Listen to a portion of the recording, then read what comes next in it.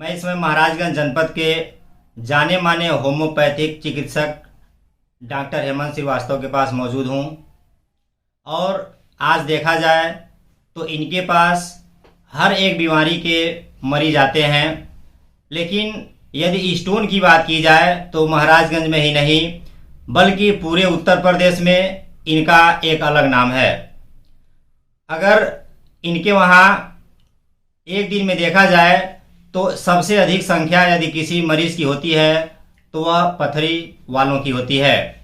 और इतना ही नहीं, विश्व का सबसे बड़ा पथरी वो भी होम्योपैथ चिकित्सा के द्वारा उसको गिराने का काम किया है। तो इसी सिलसिले में मैं आज डॉक्टर साहब से कुछ बात करूंगा कि हम क्या करें कि हम पथरी से दूर रहें, हम क्या करें कि हमें पथरी न हो, कौन कौन सा हम परहेज करें कि हम उससे दूर रहें, और इसके साथ ही साथ वो कौन कौन से प्राथमिक लक्षण हैं जिन्हें हम खुद अपने महसूस करके यह पता लगा सकते हैं कि हम पथरी रोग से ग्रसित हैं या हमें पथरी होने की पॉसिबिलिटीज है या संभावना है। तो आइए हम डॉक्टर साहब से जानते हैं। सर, सबसे पहला मेरा प्रश्न यह है कि आप कौन से विधि से और किस प्रकार से इलाज करते हैं कि जो भी पथरी का पेशेंट आपके पास आता है तो वह रिकवर होकर के ही जाता है।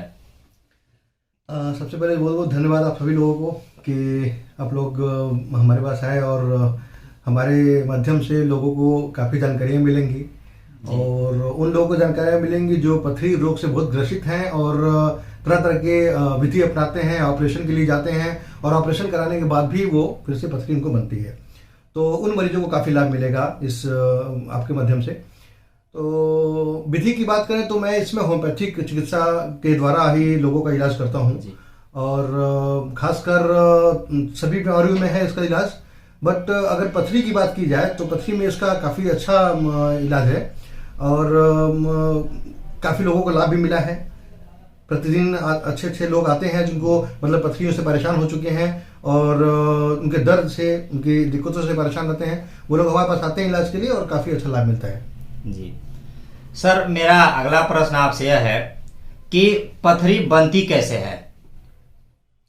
देखिए, पथरी बनने के बहुत सारे कारण होते हैं जिसमें सबसे पहला तो हमारा खान पान है। जो हम लोग खान पान आजकल जो लाइफ स्टाइल जी रहे हैं वो लाइफ स्टाइल बहुत ज़्यादा, अब देख रहे होंगे कि आजकल पथरी के मरीजों की संख्या बढ़ गई है। बहुत ज़्यादा पथरी के मरीज आजकल हो गए हैं और हर एक अगर दूसरा तीसरे व्यक्ति को देखा जाए तो कहीं न कहीं वो पथरी से पीड़ित है, या तो बड़े स्टोन से या छोटे स्टोन से पीड़ित है। अच्छा, पथरियां भी कई तरह से लोगों को परेशान करती हैं, जैसे कि बहुत लोगों को पित्त की थैली में पथरी हो जा रही है, बहुत लोगों को गुर्दे में पथरियां हो जा रही हैं, बहुत लोगों को आजकल बड़ी रेयर हो गया है और मोस्टली देखा भी जा रहा है कि कई लोगों को पैंक्रियाज वगैरह में भी पथरियां हो जा रही हैं। तो पथरियों के तो बहुत सारे कारण होते हैं। अच्छा, मेनली जैसे मैं बताया कि खान पान, तो खान पान जो हम लोग लाइफ स्टाइल है, जैसे कि हम लोग फास्ट फूड लेते हैं, अगर हम लोग फास्ट फूड ज़्यादा लेते हैं तो उसकी वजह से ज़्यादा संभावनाएं बनती हैं। डिब्बा बंद जो भोजन है, जैसे कि आपके बर्गर हुए, पेटीज हुए, ये पिज़्ज़ा वगैरह हुए, इनका सेवन करने से आजकल लोग ज़्यादा परेशान हो रहे हैं। और खासकर जो आजकल यूथ वर्ग है, युवा वर्ग हमारा काफ़ी इससे पीड़ित है, क्योंकि मोस्टली बच्चे बाहर का ही ज़्यादा सेवन कर रहे हैं, नॉनवेज के शौकीन हैं, ज़्यादा नॉनवेज ले रहे हैं, या फिर सब्जियों से दूर हो गए हैं, फल से दूर हो गए हैं, तो वो लोग ज़्यादा पीड़ित हो रहे हैं इसके लेके। अच्छा, पथरियाँ भी हमारी करीब करीब 2-3 तरह से पथरियाँ हमारी बनती हैं। पथरियाँ uric acid, phosphate, calcium oxalate और तरह तरह की चीज़ों से मिलकर बनती हैं। और अगर हम अपने लाइफ स्टाइल में या जीवन में इन चीज़ों को अगर ज़्यादा लेते हैं तो हमको पथरियाँ बनने की संभावना ज़्यादा होती है। अच्छा, अब आप मतलब क्या लें कि क्या मतलब कि हम ज़्यादा लेते हैं कि हो रहे हैं, जैसे कि हम अगर टमाटर का सेवन ज़्यादा कर रहे हैं, हम पत्तेदार सब्जियां जैसे पालक वगैरह हुआ उसका सेवन कर रहे हैं, या अलावा जैसे कि बोलते हैं नॉनवेज के शौकीन है तो नॉनवेज ज़्यादा खा रहे हैं, और फास्ट फूड वगैरह मैंने बताया आपको जैसा कि, तो इन सबको सेवन ज़्यादा करने की वजह से ये प्रॉब्लम्स ज़्यादा आ रही हैं इसको। जी सर, एक प्रश्न और है कि कैसे हम यह पता करेंगे या हमें यह कैसे पता लगेगा कि मुझे पथरी हो गई है या किसी को पथरी हो गई या वह जो है पथरी रोग से ग्रसित हो गया है? बहुत अच्छा आपका प्रश्न है इसमें। देखिए, पथरियाँ हमको होती हैं, कैसे हम जानकारी करें, इसके लिए सबसे बहुत सीधा सा सिंपल सा इलाज है, उपाय है कि पेट में दर्द होता है पेशेंट को, जी। पेट में दर्द होता है ज़्यादातर, जैसे मान लीजिए अगर गुर्दे में है तो अगर राइट गुर्दे में तो राइट साइड में, और लेफ्ट गुर्दे में तो लेफ्ट साइड में, मोस्टली उसी एरिया में पेन होता है। और ये एरिया पूरा बैक तक, यहाँ से लेके पूरा बैक तक, मान लीजिए आपको लेफ्ट में है, लेफ्ट में यहाँ से लेके पूरा बैक तक वो पूरा पेशेंट को पेन करेगा। अच्छा, साथ में चुभन जो महसूस होगी, बिल्कुल जैसे लगता है सुई या ड्रिलिंग टाइप के पेन होते हैं, तो इस तरह का होता है। अच्छा, इसके अलावा यूरिन में बर्निंग, पेशाब में जलन होगा, पेशाब करते समय दर्द महसूस होगी। अच्छा, बहुत बार लोगों को अगर यूरेटर में स्टोन है, गुर्दे से निकल के पेशाब की नली में अगर पथरी आ गई है तो ब्लड भी आ जाता है, खून भी आ जाता है लोगों को, पेशाब करने में तकलीफ होती है, पेशाब रुक जाता है, तो इस तरह की सिम्टम होती है। कुछ लोगों को बुखार भी हो जाता है, उल्टियाँ भी होती हैं, तो ये सब सिम्टम्स है पथरियों के। अगर इस तरह के लक्षण हैं आपको तो सबसे पहले आप अपने चिकित्सक से मिलें, और अल्ट्रासाउंड और इसका एक सीधा उपाय है एक्सरे की यूबी, इन दोनों को करा के हम जानकारी ले सकते हैं कि क्या वास्तव में हमें पथरी है या नहीं है। जी सर, एक प्रश्न मेरा और है, अगर किसी व्यक्ति को पथरी है तो इस पथरी से उसके गुर्दे पर क्या असर पड़ेगा? जी, देखिए पथरी अगर है, लॉन्ग टाइम से है, और पथरी की साइज बड़ी है काफ़ी, तो निश्चित रूप से गुर्दा हमारा कहीं ना कहीं एक विपरीत दिशा में जा रहा है। कहीं ना कहीं व्यक्ति गुर्दे की बीमारी से पीड़ित हो सकता है, जैसे कि गुर्दा खराब होने की संभावनाएं मोस्टली होती हैं इसमें। अगर पथरी कहीं फंस गई और यूरिन क्लियरली नहीं हो रहे हैं तो इन्फेक्शन के चांसेस काफ़ी होते हैं, इसको बोलते हैं हाइड्रोनेफ्रोसिस।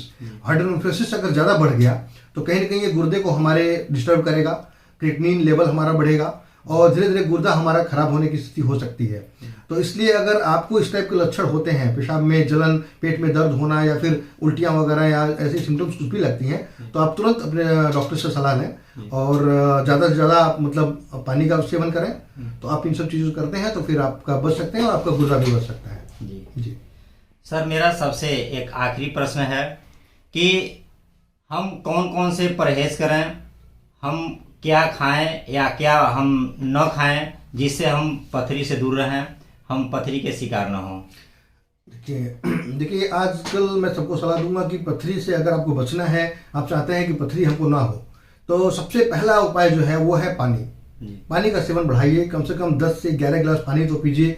पानी एक बहुत अच्छा हमारा माध्यम है, जो हमारे अगर किडनी में कोई फॉर्मेशन भी हो रही पथरी की, तो छोटी मोटी पथरियाँ यूरिन के रास्ते पास हो जाती हैं, निकलती रहती हैं। तो अगर आप पानी का सेवन ज़्यादा करते हैं तो ऐसी दिक्कत नहीं आने पाएगी।